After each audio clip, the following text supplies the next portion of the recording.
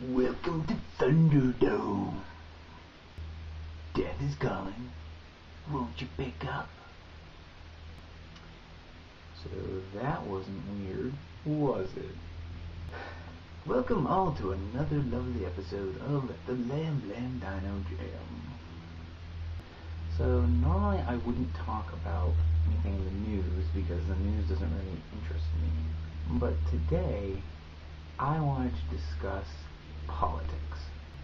Not the election, but rather Governor Elliot Spitzer. So for those of you who don't know, and thus don't have eyes, ears, and can't read Braille, Governor Spitzer resigned this morning after a long ordeal, and by long I mean 3 days, involving an investigation into a prostitution ring which the governor may or may not have been a part of. Basically, the guy goes from being governor on Monday, okay? And then this comes out. And then today he resigned. So he went from governor of New York State to criminal charges potentially in 3 days. It's kind of like if I went from me today to dead on Friday.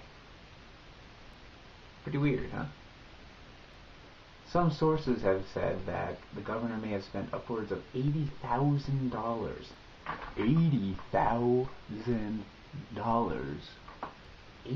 $80,000 on such prostitution activities in the past 10 years.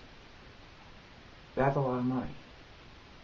That's equivalent to my entire college education plus $40,000 menu items.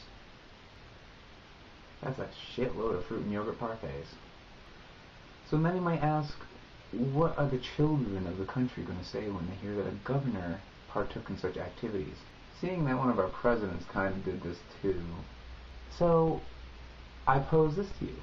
Here's the top 4 things that I learned from Governor Elliot Spitzer. Number 1. Always use a voice modulator when dealing on the phone in illegal activities. Number 2. Use a friend's bank account when dealing with pimps and hoes. Number 3.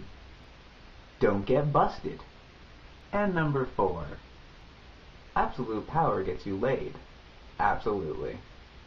In other news, I leave for England in 3 days, and I'm pretty damn excited about it. Final thought for the day? I think orgies should be considered community service, so that way I can write it off as a tax break. If I ever had one.